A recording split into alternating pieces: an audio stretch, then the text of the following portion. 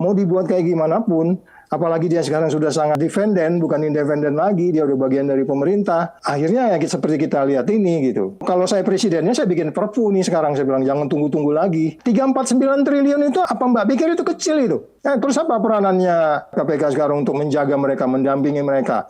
Dari 34 pada saat Jokowi mau menjabat menjadi 40 waktu saya tinggalkan, sekarang turun lagi ke 34. Jadi ibaratnya ini dari sisi kenegaraan, Jokowi nggak berperan memberantas korupsi di Indonesia karena dia balik ke angka 34 ketika dia mulai menjabat. Harun Masiku itu kan kasus gampang itu. Katanya dibuat sulit banget gitu. Iya nggak? Iya dong, Polda itu udah pasti paham lah itu. Polisi kan keren nih, cuman saya sebenarnya lebih senang tuh nyebut nama sekalian. Jadi begitu dipanggil, sidik, tahan.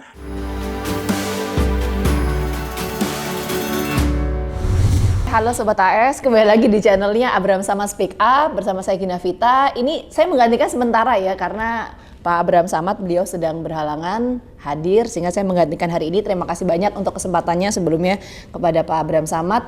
Nah kali ini kita bakal bahas ini sebetulnya isu yang memang saat ini jadi diskursus publik ya. Bahkan sampai saat ini pun juga menuai sorotan. Tapi saya nggak akan sendiri, seperti biasa saya akan ditemani oleh salah seorang narasumber. Saya akan sapa ada mantan pimpinan KPK periode 2015-2019, Pak Saud. Apa kabar Pak Saud? Baik. Baik ya Pak? Alhamdulillah. Terima kasih banyak loh Pak, udah meluangkan waktunya ya Pak ya. Ya sama-sama, terima kasih juga saya dikasih waktu untuk kemudian tetap menginspirasi bangsa Indonesia untuk tidak korupsi. Wah itu dia Pak, kalau tadi Pak Saud udah menyinggung soal korupsi, saya mungkin bakal tanya dulu kayak gini Pak. Kita kan tahu ya Pak ya, terbaru ini kan ada kasus dugaan pelanggaran kode etik yang dilakukan Firly Bahuri. Tapi kan kita tahu, catatan saya Pak, ini sebetulnya banyak sekali sih kalau kita bicara soal pelanggaran kode etik terhadap Firly Bahuri ya. Tapi terbaru ini kan soal dugaan pembocoran dokumen penyelidikan Tukin di Kementerian SDM, tapi pada akhirnya Dewas KPK ini menyatakan tidak ada bukti yang menguatkan soal itu. Saya pengen tahu dulu deh tanggapan Pak Saud soal ini. Ya kalau kita lihat kan kemarin itu kan dasarnya pihak Dewas ini meneliti, mendalami ada dua case kan, ada dua nama kan. Ya. Satu pimpinannya, satu lagi anggotanya juga kan, pimpinan juga kan. Yang JT itu sama si F ini kan gitu ya. Ya, tapi yang menarik kan untuk di kualitas informasi yang diperoleh oleh Dewas itu malah kalau menurut saya kan kalau audio visual itu pasti lebih tinggi kualitasnya kan. Ya. Yang satu kan audio video itu loh yang ada ngomong dari mana nih dokumen ini dari Pak ini dari Pak F gitu kan. Nah, ya kan? Yeah. Itu dikatakan tidak ada komunikasi. Salah satu dasarnya dia bilang tidak ada komunikasi. Makanya Dewas mengatakan ya tidak bisa dilanjut. Tapi untuk yang JT ini bisa lanjut karena ada komunikasi. Ya kan gitu. Komunikasi yang disebutnya dari HP tercatat tanggal sekian. Yang bersangkutan nggak mau HP-nya diminta dan seterusnya. Jadi ini aja mereka udah terlihat bahwa memang Dewas ini udah taking side. Dan mereka selalu modusnya gitu, kalau udah sanksi berat, kan biasanya kalau udah pelanggaran berat itu pasti diminta mengundurkan diri. Nah, dan analisis sih bisa salah. Analisis saya dia nggak mau bilang nggak mau megang bola panas ini. Ya udah kita bilang aja nggak ada. Nanti kalaupun ada pidananya itu biar urusan Polda. Kira-kira gitu. Itu untuk kasus yang terhadap F, terhadap JT ini kan dia bilang akan lanjut. Gitu karena memang ada bukti-bukti komunikasi. Jadi logika, argumentasi dan nalar hukum yang kita anggap orang-orang di sana itu orang baik semua selama ini, belakangan ini setelah menjadi Dewas kenapa jadi kayak punya favoritism, punya kesan konflik of interest. Dan kemarin waktu kita ke sana dia bilang kalau udah menyangkut kita tidak punya wewenang. Yang dia bilang ada persoalan krusial di KPK dalam hal ini wewenang Dewas dan seterusnya. Loh kan per Dewas 01 sampai 0203 itu peraturan Dewas itu sebenarnya dia bisa melakukan banyak hal. Ya kategori kan ada sanksi ringan, berat, sedang. Kalau ringan itu efek dari perbuatan orang itu terhadap organisasi. Kalau yang sedang itu terhadap KPK. Kalau yang berat itu efeknya perbuatan seseorang itu terhadap negara dan seterusnya. Jadi saya katakan kembali lagi, bahkan mereka ya agak menutup pintu hatinya terhadap yang peraturan yang mereka buat sendiri gitu. Dan kita sudah punya pengalaman banyak kan soal ibu yang dulu itu ya kan itu juga kan pergi begitu aja gitu. Ya bahkan saya pikir itu sebenarnya walaupun itu bukan delik aduan sebenarnya ya. Sebenarnya bisa ditindaklanjuti karena dia berhubungan langsung tidak langsung pada orang yang ada kaitannya dengan yang sedang ditangani, itu kan pidananya 5 tahun sebenarnya. Jadi ini juga sama, modusnya sama, berhubungan langsung tidak langsung loh ya. Bukan mesti langsung, Mbak. Peraturan undang-undang KPK betul, langsung tidak boleh. Kalau langsung kemarin kan HP itu langsung gitu ya, yang katanya ada komunikasi WA dan seterusnya. Jadi saya katakan kembali lagi, ini sebenarnya hal ini buat kita yang di dalam, yang sudah pernah di dalam ya.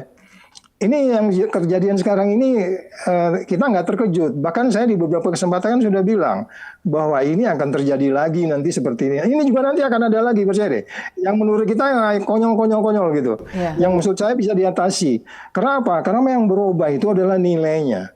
Jadi kalau nilai di dalam hatinya sudah berubah tentang kebenaran, keadilan, kejujuran, kepedulian, ya kan, terus kemudian kesederhanaan. Kemarin kan ribut soalnya helikopter itu kan, kan itu semua nilai-nilai yang dilanggar gitu.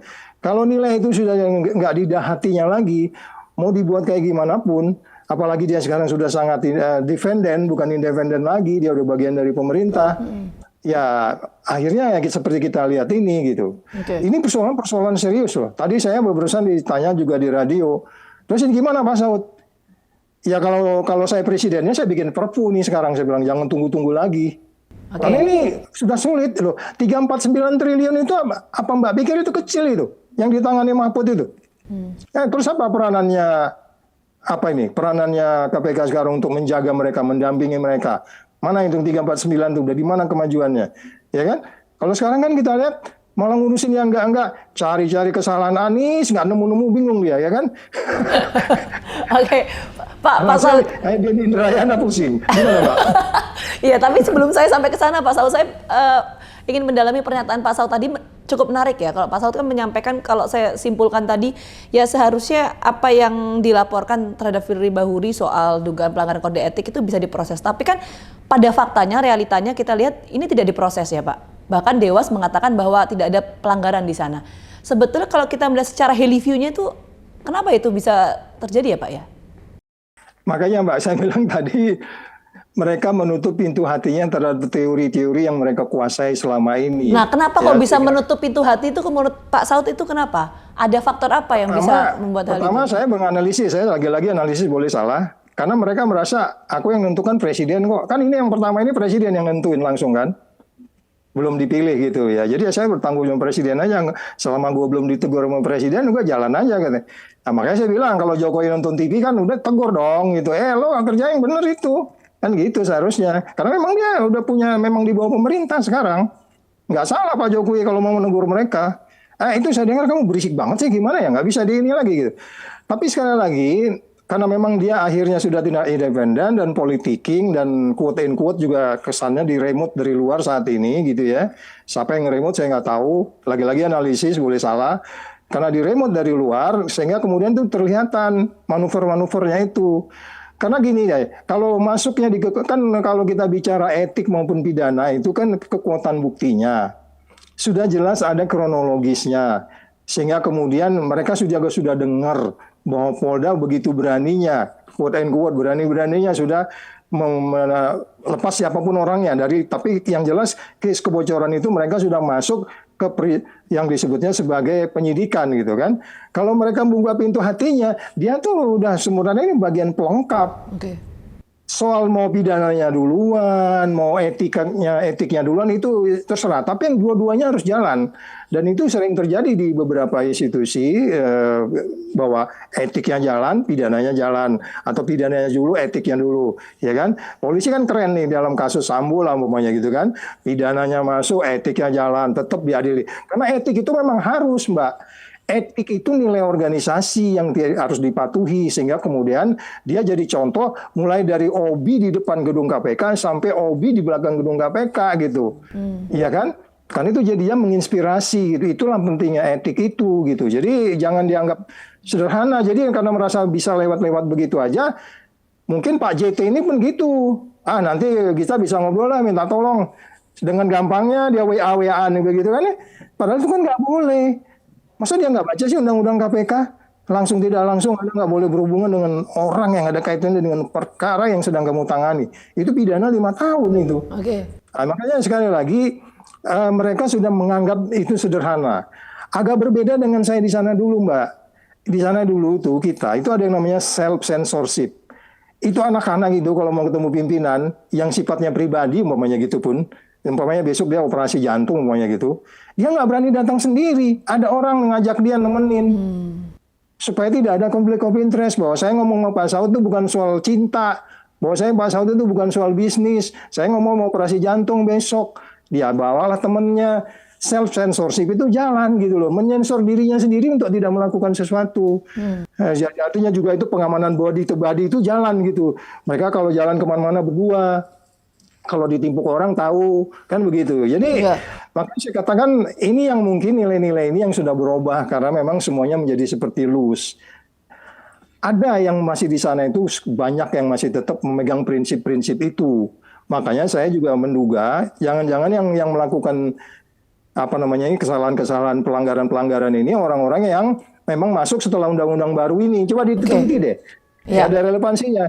Karena saya masih ketemu juga kebetulan di toko. Gimana kamu di sana? Sehat Pak. Masih seperti dulu ya. Siapa? Gitu kan? Masih berintegriti gitu loh. Jadi jangan KPK juga semua jahat loh ya. Jangan. Gue marah tuh kalau dibilang gitu. Masih banyak yang bagus gitu. Ya, yang nggak bisa digeneralisir lah. Kurang lebih gitu ya Pak Saud. Pak Saud, tapi saya tertarik deh gini.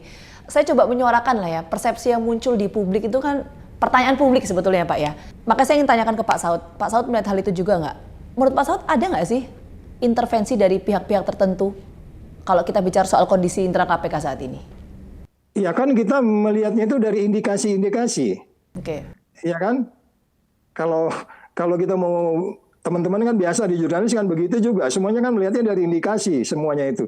Kalau indikasi-indikasinya kita nggak ada ragu. Iya dong. Apa aja tuh Pak indikatornya Pak? Banyak sekali indikasi-indikasinya. Pertama, kamu expose 19 kali kasus, nggak jelas-jelas ya kan? IKTP yang kayak gitu kita cuma 2 kali expose cukup tuh. Ada kerugian negaranya dihitung selesai udah. Panggil BPK, benar sudah. Ya kan? Terus indikasi-indikasi lain adalah kemudian banyaknya kasus yang gampang jadi sulit. Kasus yang gampang nih ya, dibuat sulit. Kasus yang sederhana, ya kan? Ini kan contohnya apa, Pak? Ini kasus gampang itu formula itu. Kan kasus gampang kan? Ya gampang dong, nggak ada kerugian negaranya kok. Nggak mau dikenakan, yang saya bilang itu mau dikenakan pasal berapa sebenarnya kan gitu. Kan dibuat sulit gitu kayaknya sampai 19 kali expose. Nah, kemudian ada kasus yang gampang, yang sulit yang gampang dibikin sulit, yang sulit dibikin gampang. Gampang buat dia gitu. Contohnya ya. Kasus Harun Masiku itu kan kasus gampang itu. Katanya dibuat sulit banget gitu. Iya nggak? Iya dong. Nyari orang susah banget udah. Ya kan? Banyak itu kita masuk ke case-case saja. Belum lagi yang lain-lainnya gitu. Kita masuk ke di penindakan ya. Kalau kita masuk ke pencegahan dan seterusnya. Jadi maksud saya indikasi-indikasi itu meyakinkan kita bahwa memang mereka berpotensi untuk diremut oleh somebody from outside gitu yang menurut saya ya kan terbukti juga ada komunikasi kan. Ayo kalau nggak ngapain dia berkomunikasi? Itu kan diremut dari luar itu kan maksud saya bisa juga orang yang minta tolong ke dia untuk menangani ini kan. Emang ada tiba-tiba file nyampe ke sono 2 lembar gitu. Dibawa sama burung merpati gitu. Ya, Pak. Jadi gini, pertanyaan saya selanjutnya, apa tujuan, kok tadi saya mengutip pernyataannya Pak Saud ya, kalau memang ada intervensi dari orang yang dari luar, apa tujuan orang itu merimut atau mengintervensi kalau menurut Pak Saud? Mbak, Undang-Undang 19 itu terjadi tahun 2019 itu kan karena banyaknya konflik kepentingan di negeri ini. Konflik kepentingan itu berawal dari kepentingan mereka terganggu karena kemudian KPK melalui intens waktu itu sehingga bisa menaikkan indeks persepsi korupsi dari 34 pada saat Jokowi mau menjabat menjadi 40 waktu saya tinggalkan, sekarang turun lagi ke 34. persis sama dengan Jokowi mulai menjabat posisinya. Jadi ibaratnya ini dari sisi kenegaraan, Jokowi nggak berperan memberantas korupsi di Indonesia karena dia balik ke angka 34 ketika dia mulai menjabat. Terus Anda bilang bahwa itu nggak ada konflik kepentingan ketika Undang-Undang KPK itu dibuat. Ya jelas dong. Coba tunjukkan sama kita, katakanlah 10 angka, alasan yang paling tepat untuk menjadikan undang-undang itu diganti. Paling-paling dia bilang KPK itu melanggar HAM. Makanya dalam satu azasnya di Undang-Undang 19 itu, azasnya itu kan mulai dari kepastian hukum dan seterusnya ya. Paling bawah itu ditambah penghormatan terhadap HAM. Itu di undang-undang sebelumnya nggak ada itu. Di bawah itu dipakai penghormatan HAM. Ya oke, bagus gitu.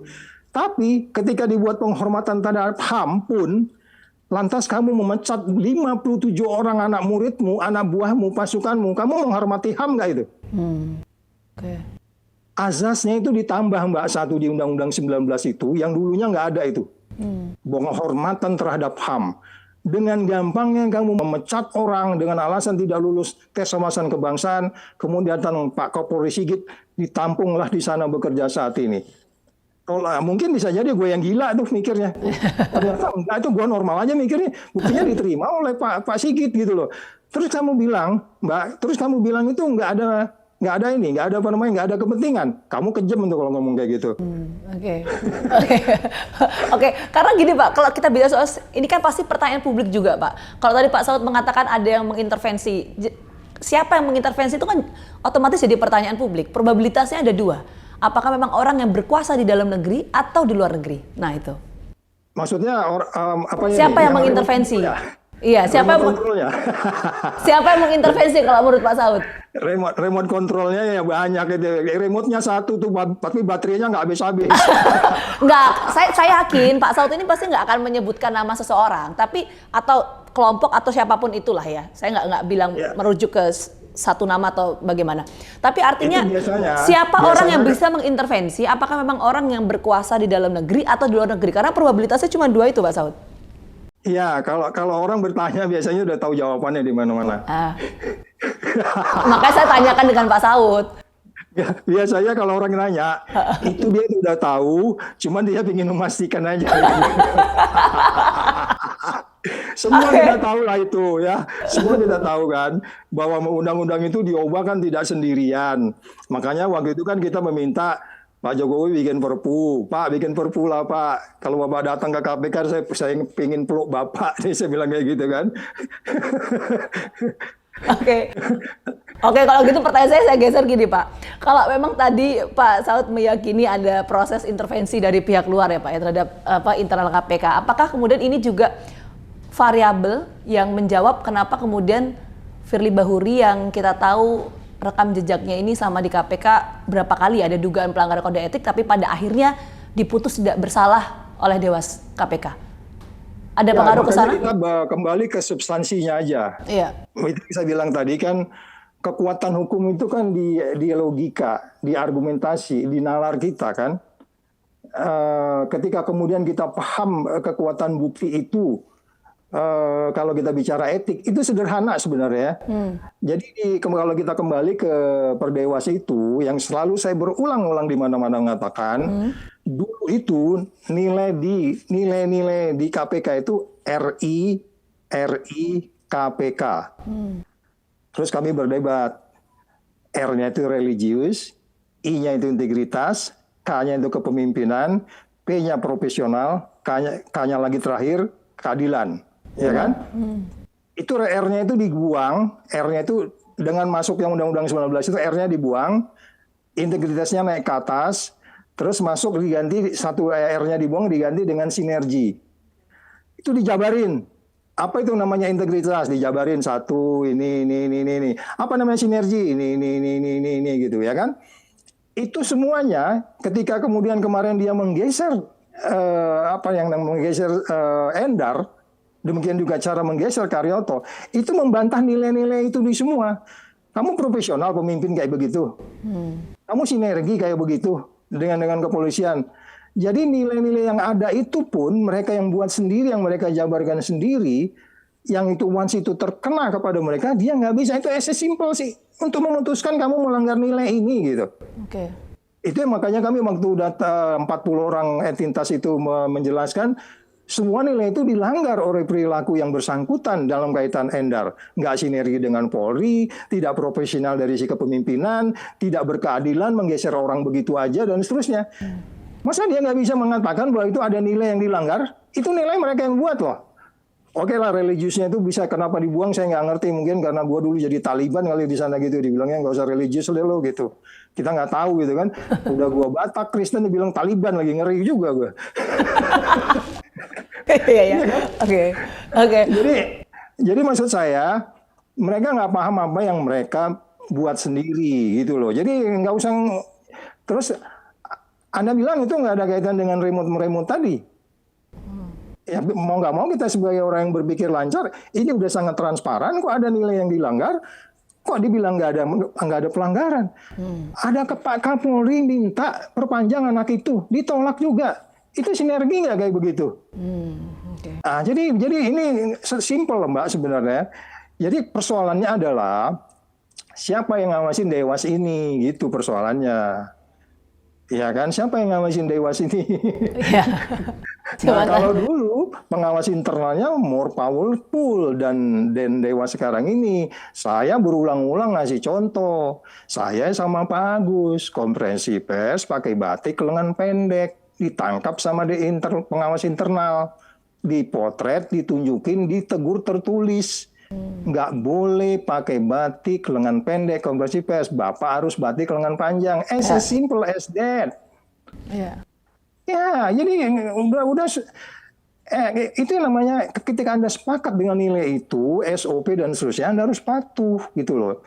Makanya kok bisa kejadian ada uang yang besar sekian itu di penjara itu kan balikannya ada gitu. Jangan-jangan orang ini seperti yang di tempat lain. Tiap malam pulang, minggu masuk lagi. Padahal di situ kan ada CCTV 24 jam.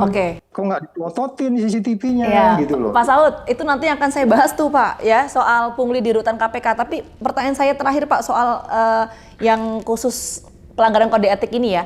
Saya ingin minta tanggapan Pak Saud gini. Kan kita tahu kemarin itu yang pelanggaran kode etik diduga ya, ada dugaan ya pelanggaran kode etik terhadap Firly Bahuri, itu kan dinyatakan Dewas KPK tidak ada bukti yang menguatkan ya Pak ya. Tapi di satu sisi Pak, saya bacakan Pak, ini ada beberapa informasi di media, ini sudah naik beritanya Pak, bahwa kasus yang menjerat Firly Bahuri ini, Polda Metro Jaya telah menaikkan kasus dugaan kebocoran data KPK ke tahap penyidikan. Artinya kan ini sebetulnya sudah ada penetapan status tersangka ya Pak ya. Nah ini sebenarnya kedudukannya seperti apa sih Pak?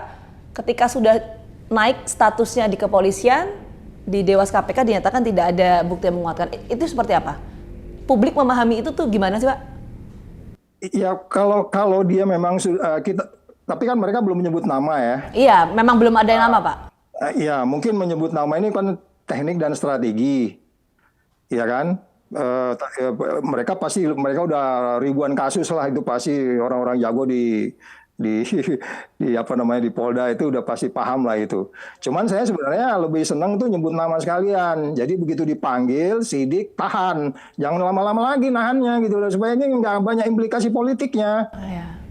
Ya, kalau saya bilang sih begitu, tapi itu terserah mereka lah. Tapi kalau memang punya yakin betul buktinya, jangan lama-lama. Ini karena negeri ini udah terpuruk banget nih, kan gitu. Jadi saya katakan kembali lagi, kita berterima kasih bahwa memang ada upaya untuk kemudian membuat Indonesia ini bersih benar-benar dengan cara-cara yang extraordinary effort. Sebab ini extraordinary crime, kamu nggak bisa lagi pakai dengan cara-cara yang biasa. Dan kita berharap kalau ini terus dilakukan sustain oleh Polda gitu ya, sehingga kemudian dia bisa men-challenge semua orang yang ada di KPK sekarang ketika kaitannya crime, bila perlu langsung proaktif, nggak mesti ini kan bukan delik aduan sebenarnya. Nah, Pak Saud gini, saya tidak menyebutkan nama, kita bicara secara umumnya ya Pak Saud ya, karena ini kan proses penyidikan tapi polisi belum menyebutkan spesifik. Kalau misalnya seseorang yang ditetapkan sebagai statusnya tersangka, itu apa yang harus dilakukan oleh internal lembaga ya Pak ya? Apakah menonaktifkan atau seperti apa seharusnya? Saya bicara secara umumnya ya. Ya itu makanya sekarang persoalannya kembali lagi kan yang ke poin yang pertama tadi kita sampaikan, apakah etiknya dulu berjalan atau etiknya tetap jalan? Karena gini kelihatan etiknya sudah jalan, tapi etiknya dianggap tidak ada gitu kan. Nah itu kan sebenarnya selalu yang disebutnya selama ini alasannya mereka bukan ranahnya dia gitu. Ya. Iya, kita nggak bicara ranah pidana, tapi kamu ngelihat ini ngelanggar etik nggak sih ini?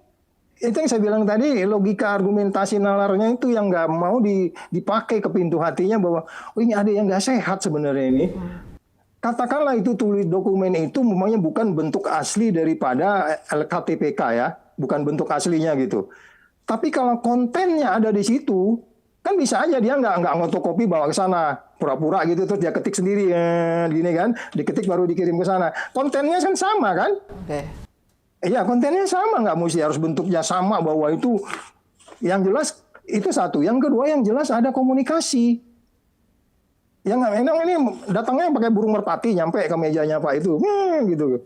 Itu makanya pun udah langsung tidak langsung kena itu merpatinya dia kan gitu kan. Nah, kan dibilangnya undang-undangnya gitu, langsung tidak langsung Anda tidak boleh berhubungan. Jadi sekali lagi, kalau Mbak tanya bahwa bagaimana proses pidananya dan seterusnya, oke mereka udah putuskan bahwa etik yang nggak ada, ya kita nggak bisa apa-apa lagi. Kecuali kalau umpamanya kemudian mereka punya mekanisme bahwa kalau memang benar baiknya begitu, sama dengan kasus Sambo ya. Sambo tetap diadili, tapi kan kode etiknya jalan. Makanya Polri lebih keren sekarang, ya kan? Itu yang terjadi di apa namanya di beberapa tempat juga yang harusnya kita harus paham lah yang seperti itu gitu Mbak. Oke, kalau gitu Pak Saud saya bergeser lagi ke pertanyaan berikutnya. Ini sebenarnya banyak sekali pertanyaan tapi coba saya saring. Tadi yang saya sempat singgung ke Pak Saud juga sudah menyampaikan ya soal pungli di rutan KPK Pak. Ini kan disampaikan secara langsung oleh Dewas KPK sendiri ya Pak ya. Ada pungli di rutan KPK, terus kemudian yang terbaru kemarin Dewas KPK menyampaikan ada setoran sekitar 40 sampai 50 atau 70 juta gitu Pak. Nah itu Pak Saud melihat hal ini seperti apa Pak? Ya itu makanya saya kemarin tadi juga di doorstop Pak Saud, di daerah Pak Saud kayak nggak ada aja katanya. Ada dulu bawa kompor listrik ke dalam ketahuan suruh keluarin. Ya. Ada yang kemudian jalan-jalan bawa ke rumah sakit, harusnya bawa pulang masuk ke lagi kan, tapi dia jalan makan dulu di mana. Kita tahu karena sistem bekerja tahu, ini keluar tadi sini, rumah sakit dicek sini. Kok kamu kemana tadi? Ke sana. Jadi sistemnya jalan gitu loh Mbak. Yang terjadi itu pelanggaran itu. Terus kemudian ada juga dikasih duit beli rokok apa gitu. Lihat ada kamera kan seterusnya. Sistem itu sebenarnya sudah ada gitu. Jadi maksud saya kenapa itu kemarin terjadi sampai nilai sebegitu besar, saya jadi masih bingung. Kalau tujuannya untuk hanya keluar masuk seperti mana terjadi di rutan-rutan yang lain, apakah itu yang kita belum jelas. Yang saya bilang tadi itu seharusnya di dalam ekspos kemarin itu pihaknya udah jelas, jangan kayak doorstop begitu ngomongnya. Jelaskan konstruksi kasusnya sehingga kita tidak menimbulkan, nggak bisa dikatakan itu masuk ke pokok perkara, nggak juga. Jadi kalau masuk ke pokok perkara, kenapa mesti dijelasin ke publik dulu? Clear aja dulu semua, sampai kemudian itu bisa jadi jelas. Ini kan kesannya gini, bahwa mereka nggak perform di kasusnya Firly, kemudian nunjukin yang lain bahwa gue kerja loh ini, gue cari loh ini, gue proaktif loh ini penilaian saya loh ya, bisa salah gitu. Jadi hanya untuk mengimbangi itu aja gitu kesannya. Jadi sekali lagi gimmick-gimmick yang masih ada itu sebenarnya kalau Dewas itu kan dia kan sebenarnya apa namanya standarnya itu harus di atas 3-4 kali dari KPK standarnya, cerewetnya harus tinggi. Sama dengan yang saya bilang tadi itu, pimpinan kayak pakai batik salah kayak tegur aja kan gitu ya. Sebelum terjadi yang lebih gede gitu. Pertama nanggar batik dulu, lama-lama ya ketemu kemana-mana kan gitu. Oke. Kan di pintu kecurangan itu kan dimulai dari yang kecil-kecil dulu. Itu yang maksud saya. Pimpinan yang sekarang juga saya nggak ngerti mereka bagi kerjanya gimana. Kalau daya saya dulu memang masuk ke detail-detail. Ya. Pak Saud, jadi kalau bicara soal pungli tadi, saya mau menanyakan gini, konteks pungli ini kalau perspektifnya Pak Saud, apakah memang berkaitan dengan pemberian pelayanan di rutannya, atau permasalahan soal kasus yang tengah ditangani, atau ada hal lain di luar itu? Pungli ini konteksnya apa? Pikiran kita sama itu. Saya bertanya kalau Pak Saud gimana? Ya pikirannya sama kayak gitu. apakah soal hanya okupasi ruangan atau kemudian ada upaya-upaya untuk kemudian karena gini loh, kalau untuk ketemu lawyer itu ada ruangan di bawah situ. Kamu bisa ketemu kapan aja, minta izin penyidik untuk ketemu, ada ruangan di situ. Ruang keluarga juga ada. Ada di situ, di bawah di lantai 1 di bawah di rutan itu. Jadi kalau umpamanya angka yang begitu besar, berarti kan balikannya besar juga. Nggak mungkin gara-gara minta beliin rokok atau membawain kompor supaya bisa bikin barbeque gitu di dalam gitu kan. Sampai segitu gede gitu. Mungkin nggak Pak misalnya gini Pak, pemberian pelayanan misalnya, nggak saya membayangkan aja, mungkin nggak opsi ini terbuka, pemberian misalnya pelayanan atau apa, renovasi kamar, rutan, itu mungkin nggak Pak? Maksudnya rutan direnovasi gitu? Iya, betul. Supaya misalnya enak, jadi AC-nya jadi penuh iya. gitu? Ya bisa jadi, kita nggak tahu yang itu, apakah itu bentuknya, tapi sebenarnya yang sekarang aja itu cukup dingin juga AC-nya. Kan itu ber-AC semua. Ada ruang olahraga juga di situ, ada ruang TV, tempat mereka bercengkrama di situ, dan itu nggak ada, itu egaliter, berlaku buat semua gitu. Jadi makanya kalau saya katakan kalau untuk mengokupasi dan memodifikasi ruangan, kayaknya menurut saya enggak deh. Oh, tidak ya Pak? Mungkin ada satu orang yang ingin menguasai ruang sel. Ada 2 ruang sel di situ, yang 2 saya ingat saya 2 ya. Apakah itu yang mau diokupasi 1 orang terus bayarnya sampai 1 M untuk sel 1x1. Oke. Saya nggak tahu. Iya. Kalau Pak Saud mengatakan bahwa enggak kok, ini enggak berkaitan dengan misalnya penambahan pelayanan atau layanan di rutan, berarti berkaitan dengan apa dong Pak? Berkaitan dengan kasusnya kah atau gimana? Yang Mbak analisis tadi kan analisis saya juga bisa gitu, more than sekedar hanya untuk kemudian ruangan. Jadi ada beberapa apa namanya, karena kan begini, menariknya kan Ibu itu bilang transaksinya lewat pihak ketiga, pihak keberapa. Itu kan ciri khas pencucian uang itu. Oke. Ya, itu kan ciri khas pencucian uang. Mau ke Mbak mesti lewat Pak siapa namanya gitu, mau lewat siapa gitu. Itu modus-modus, menghilangkan jejak juga, itu yang kita nggak tahu, baru nanti kemana. Dan saya pikir kita ya hargailah, Dewas sudah mampu atau mau dan proaktif gitu. Tapi kan kita minta mereka tidak tumpul ke atas tajam ke bawah gitu. Kita maunya kan begitu Dewas itu, gitu Mbak. Oke, nah Pak Saud, pertanyaan saya begini. Jadi kan gini, kemarin kan Dewas menyampaikan bahwa yang diduga terlibat ini kan adalah puluhan pegawai ya Pak ya. Kalau tadi Pak Saud menyampaikan penjelasan seperti itu, menurut Pak Saud apakah ini memang hanya fokus ke pegawai saja atau sebetulnya ada keterlibatan pihak lain di sini? Ya, masalahnya gini deh. Siapa yang memberi uang itu? Kenapa dia memberi? Kapan dia beri? Kepada siapa dia beri? Kenapa melibatkan banyak orang? Berarti kan ini kan membayar banyak orang, teamwork berarti kan? Kita kan belum clear nih kasusnya kemarin. Kita hanya menganalisis saja itu. Ya ada teamwork, kamu ngerjain ini. Terus kan nggak mungkin ada 5 orang bekerja, dapat duit 5 orang, yang kerja 3 orang, nggak mungkin. Pasti masing-masing punya peran kan? Iya dong, punya peran. Kamu ngerja yang ini, kamu bagian hubungi di sini. Tampaknya besok kalau ada sesuatu atau memperbaiki apalah gitu. Kalau kita bicara BAP umpamanya gitu ya kan, orang-orang di bawah itu kan nanti dipanggil ke atas, periksa lagi berapa hari, capek masuk lagi, terus kemudian panggil saksi lagi, ya kan nanti panggil lagi, kan ini kan apa namanya bisnis prosesnya penyelidikan itu loh Mbak. Bisnis prosesnya penyidikan itu apakah ada kaitan di situ gitu. Nah itu yang kita nggak tahu. Maksudnya bisnis proses itu tentunya nanti ada kaitan dengan konten-kontennya atau apanya yang kita belum bisa pastiin seperti apa. Tapi yang jelas setiap orang kalau dibilang banyak, ya tentunya dia harus berperan. Nggak mungkin juga orang nggak berperan dikasih duit kan gitu. Berarti ya, gitu, berarti kok saya tangkap dari Pak Saud, berarti ini pungli di rutan KPK ini sistematis dan terstruktur sekali ya Pak ya? Saya bisa pertanyakan itu nggak? Iya, kalau memang itu berlebih dari beberapa orang, berarti kan ada peran siapa mengerjakan apa. Oke. Ya kan, ada yang bagian mungkin ada yang tempat penitipan, ada yang tempat pembagian, ada yang tempat terus nanti mungkin karena dia pegawai, ini mungkin lagi ya, karena dia pegawai mungkin dia pakai nama orang lain, teman tetangganya atau yang lain gitu. Oke, tapi melibatkan sampai level pimpinan nggak sih Pak? Potensi itu ada nggak kalau menurut Pak Saud? Saya belum bisa menyimpulkan itu ya Mbak. Mungkin kita masih perlu paling nggak ya ketemu dengan ketemu dengan Dewas dulu lah, nanya dulu. Iya. Karena ini juga masih proses ya. Kalau kita bicara kalau Mbak tanya tanggung jawab, ini memang tanggung jawab pimpinan. Oke. Tapi tapi tanggung jawab itu kan belum tentu bisa dikonversi apakah terlibat atau tidaknya, kan kurang lebih seperti itu. Makanya ditunggu nanti prosesnya. Kenapa peristiwa itu bisa terjadi kalau kita katakan itu pidana ya? Itu kan udah tidak etik lagi itu, Mbak. Kalau apalagi kalau dia masuk di bisnis proses penyelidikan, kategorinya bisa juga dia menghalang-halangi penyidikan juga. Kalau dia masuk di bisnis proses penyidikan, tidak hanya sekedar keluar pingin malam-malam duduk di Ancol 2-3 jam balik lagi gitu. Ya kan? Nggak bisa.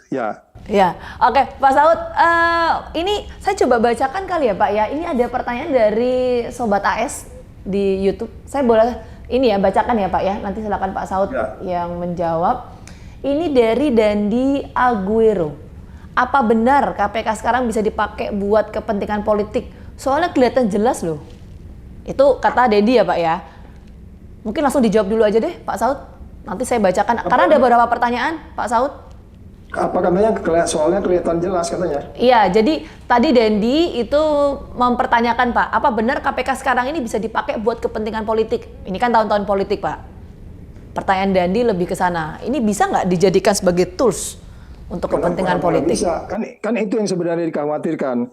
Makanya kalau ada waktu coba lihat daftar isian masalah ketika Undang-Undang KPK dibuat pada tahun 2002. Itu daftar isian masalahnya itu detail loh. Banyak sekali kajian-kajian di situ. Bagaimana supaya dia independen, bagaimana kalau kita bicara mereka berdebat soal asas terlebih ya, dasar-dasarnya ya. Bahkan mereka berdebat antara kepastian hukum dan keadilan. Yang satu bilang jangan ini dibuang. Terus yang di pasal yang lain mereka berdebat. Itu banyak sehingga ketemulah Undang-Undang KPK yang versi 2002 itu. Yang di situ tidak boleh SP3 dan seterusnya. Penyadapan mereka juga berdebat. Kalau penyadapan itu harus seperti apa. Itu debatnya panjang. Ya kan? Sehingga kemudian kalau kita katakan bahwa pertanyaannya adalah kemudian apakah bisa digunakan muncul undang-undang baru itu, karena waktu itu perdebatannya banyak di sana, masih ada praksi TNI Polri loh di situ. Praksi TNI Polri itu ketat banget itu waktu bicara penyadapan itu, mereka mengerti, memahami gitu. Kemudian juga partai-partai yang lain gitu ya, semua partai yang ada, yang beberapa diantaranya masih ada saat ini. Jadi itu kan tujuannya adalah untuk menghindari bahwa KPK ini benar-benar sebuah badan yang nggak bisa dipengaruhi oleh siapapun. Makanya dia banyak kajian-kajiannya yang disebutnya ini organisasi yang sangat penting, kan ada definisi begitulah yang mengharuskan dia harus independen dari kekuatan manapun, dan itu yang kita tanda tangani di piagam PBB anti korupsi dan seterusnya. Nah sekarang ketika Anda kemudian masuk itu bagian dari pemerintah, kalau Anda mengatakan bahwa ini murni bahwa mereka independen, enggak, by definition dia udah nggak independen. Sudah nggak independen, dia udah defenden dia, by definition itu begitu. Ya terus kemudian ya iya dong, dia di sidang kabinet aja ikut rapat gitu ya kan, bisa dipanggil kapan aja, kan itu yang dihindari ketika undang-undang KPK itu dibuat. Nah lagi-lagi apakah ini kemudian mereka jadi politiking dan tidak independen dan seterusnya? Kita hanya melihat itu dari gejala-gejala, dari indikasi-indikasi, potongan-potongan, dan itu potongannya itu cukup banyak. Kalau kita hitung mulai dari tahun 2019 mereka mulai dilantik Desember itu, kan banyak sekali yang menunjukkan bahwa perilaku yang harusnya seperti apa itu kan tidak dijalankan. Termasuk yang nilai-nilai yang disebutnya sebagai jujur, peduli, mandiri, tanggung jawab, berani, sederhana, adil, segala macam itu. 9 nilai di KPK itu nggak dijalanin. Makanya kemarin kan soal naik helikopter itu jadi masalah gitu. Jadi maksud saya, ini kan menunjukkan ada sebuah nilai yang bergeser, yang esensinya adalah bahwa mereka sangat-sangat tidak independen, dengan kata lain sangat rentan dipengaruhi oleh kekuatan politik yang sedang berperan dalam permainan. Apakah itu politik yang majority atau minoritinya? Yang minority juga bisa mencoba pengaruhi juga, paling tidak pendekatan-pendekatan terhadap case-case yang ada gitu. Jadi sekali lagi Jangan juga terjebak kepada yang majority di parlemen sana, yang minority juga bisa karena dia merasa, kok dia aja, kita enggak kan gitu. Jadi sekali lagi itu sudah jelas ya. Siapa yang nanya tadi? Dandi ya? Dandi, Pak Saud. Ya. Oke. Oke, Dandi. Oke, terima kasih Pak Saud. Ini saya bacakan lagi ya Pak ya, pertanyaan dari teman-teman di YouTube channelnya Abraham sama Speak Up. Ini dari Ferry Sihotang.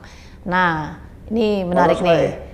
Bisa nggak partai politik ini direformasi Pak? Lebih tepatnya undang-undang partai politik dirombak. Menurut hemat saya, hemat Ferry ya, Ferry Sihotang, itulah yang merusak negeri ini sehingga tidak ada kemajuan negara kita. Nah, gimana tuh Pak Saud? Coba bayangin ya, ada 349 triliun dan saya pernah bicara dengan beberapa orang juga. Di periode itu kita bisa kehilangan satu produk hampir kira-kira bisa mendekati 10 triliun. Satu produk. Ya, satu produk kan gue nggak usah sebut produk ya. Kemudian waktu itu kita berpikir bagaimana partai politik ini dibiayai oleh negara total. Katakan berapa ada partai politik sekarang? 10. Wow. Ya 10. Dari uang yang 409 triliun itu aja dibagiin tuh partai politik, udah kamu mikirin negara, jangan cari-cari duit lagi di mana-mana. Selesai udah itu. Uang kita itu banyak, Mbak. Negeri ini resource-nya banyak. Jadi itu masuklah kita waktu itu kajian tahun 2018 kita kaji yang kita sebut politik cerdas berintegritas. Kita tawarkan banyak skema-skemanya. Apakah berdasarkan jumlah suara yang diperoleh atau apapun lah gitu ya. Tapi yang jelasnya nanti itu bertahap kenaikannya. Syaratnya lah mereka harus punya kode etik. Terus kemudian mereka harus mempunyai kaderisasi. Terus kemudian mereka jenjang karirnya, pendidikannya. Terus kemudian pertanggungjawaban keuangan dan seterusnya. Jadi mereka diaudit. Jadi orang-orang yang di partai politik ini, pengurusnya ini, sesuai dengan tingkatannya tentu, mereka hanya memikirkan negara, mereka duduk memikirkan negara, kita kasih uang. Sampai kayak begitu mikirnya, bukan kita tidak punya uang. Itu tadi kan udah jelas 349 itu dibagi aja, itu rata udah cukup tuh. Untuk bikin apapun, kaderisasi dan seterusnya. Nah kemudian itu belum bisa dijalanin sepenuhnya. Nah kemudian kita masuk ke diskusi-diskusi detail-detail. Kenapa kita menyimpulkan seperti itu? Bayangin aja Mbak, ada satu partai politik, teman saya kuliah, nggak usah nyebut partainya, dapat suara dan harusnya dia udah berada di parlemen. Tapi suara itu diambil, dikasih ke orang lain. Itu egaliter nggak partai politik kayak gitu? Dicari-cari salahnya, sehingga kemudian dia di kode etik. Menerapkan kode etiknya aja nggak benar. Dia sekarang pindah ke partai politik yang lain. Maksud saya, yang seperti itu, partai politik kan harus dijaga supaya dia tetap berintegritas, dia tetap egaliter, supaya dia tetap memiliki menciptakan sebuah nilai yang mengenai bagaimana pertumbuhan demokrasi, menjadi check and balance terhadap pelaksanaan KPU umpamanya begitu dan seterusnya. Nah, upaya-upaya seperti itu ya perlu resource. Dan itu sudah sampai kajiannya tuh dengan LIPI segala itu udah sampai detail gitu. Jadi partai politik ini jangan disalahin juga karena Undang-Undang 45 kita nggak akan bisa milih presiden kalau nggak ada partai politik. Cuman bagaimana menjaganya gitu loh. Resource-nya ada. Jadi ini mungkin yang saya katakan kembali lagi, ini kerja kita kalau nanti pemerintahan barunya ada gitu. Yang sekarang kan nggak serius. tapi artinya tadi disampaikan Pak Saud tuh ya mau nggak mau karena Undang-Undang Dasar juga mengamanatkan bahwa partai politik yang punya kewenangan ya Pak ya untuk mengusung capres-cawapres, artinya tapi integritas yang harus dijaga, itu perspektifnya dari Pak Saud seperti itu. Oke, saya bergeser lagi. Ini ada lagi Pak. Sebetulnya banyak sih, tapi coba saya saring. Ini ada dari Kaca Palosa. Saya bacakan ya Pak. Kaca Palosa menyampaikan, KPK sekarang sudah tidak seperti dulu lagi. Wah, tapi ini bukan lagu ya Pak. Yang independen, maksudnya dulu independen. Pak Firly masih bebas berkeliaran dengan setumpuk pelanggaran. Sungguh miris. Pak Abraham dulu hanya masalah sepele langsung ribut. Entah kapan ini berakhir. Nah, ini dari Kaca Palosa Pak. Silakan Pak Saud. Ya, Kaca ya? Iya, dari Kaca Pak.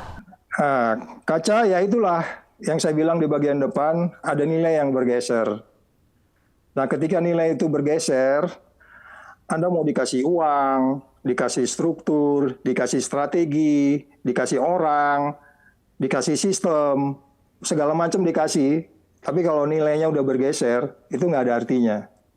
Artinya, undang-undang itu pun yang 19 itu yang nggak bisa saya terima itu, kalaulah mereka nilai tidak bergeser di kepalanya dari nilai-nilai tadi itu, yang tadi apa itu namanya integritas, kepemimpinan, terus kemudian keadilan, profesionalisme, masih ada di kepala mereka, bahwa saya harus adil, nggak boleh yang geser endar gitu-gitu aja. Gitu. Bahwa saya adil, bahwa saya harus berintegritas, nggak boleh ketemu siapapun di luar karena itu melanggar undang-undang KPK.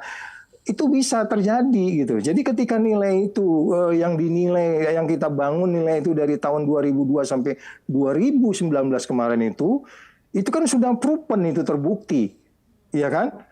Ya, Abraham Samad mengalami, saya juga ngalami kan, salah ngomong di TV waktu itu kan, ya kan? Diunjuk rasa gua sampai 3 bulan itu. Sama-sama pernah mengalami dinamika itu ya Pak?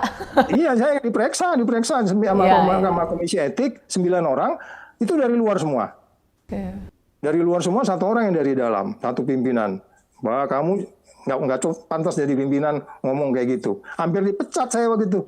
Nah, jadi maksud saya, nilai itu bergeser ketika kemudian kita tidak lagi menjadi badan yang benar-benar kalau dia memang independen, dia tuh menjaga independensinya. Benar nggak? Saya ibaratnya kalau kamu saya kasih mobil, Mbak, setir sendiri. Pasti kita hati-hati. Ini kalau tabrak mobil, nabrak ini gue mati sendiri ini kan gitu. Yeah. Tapi ketika dikasih mobil hanya duduk, santai aja tidur-tidur gitu ya gitu. Jadi itu yang menyebabkan nilai itu menjadi bergeser karena memang mereka sudah disetting untuk tidak menjadi mandiri lagi, kira-kira gitu. Oke, ini berkaitan sama tadi ya Pak ya, remote control itu tadi ya Pak ya, yang baterainya nggak habis-habis, itu kalau kata Pak Saud. Oke, terima kasih banyak ya Pak Saud Situmorang sudah mau join di sini bersama kita semua di channel YouTube Abraham sama Speak Up. Sekali lagi terima kasih banyak ya Pak ya. Nanti kita lihat perkembangannya seperti apa. Semoga ya harapannya ini harapan publik juga bahwa tujuan awal didirikannya KPK ini tidak menghilangkan marwah KPK ya Pak ya. Sekarang dan juga seterusnya. Sekali lagi terima kasih banyak Pak Saud atas waktunya. Sehat selalu. Sama-sama Mbak. Ya, demikian perbincangan saya pada hari ini bersama dengan mantan Komisioner KPK, pimpinan KPK periode 2015-2019 Pak Saud Situmorang. Saya pamit undur diri untuk Sobat AS semuanya. Sampai jumpa.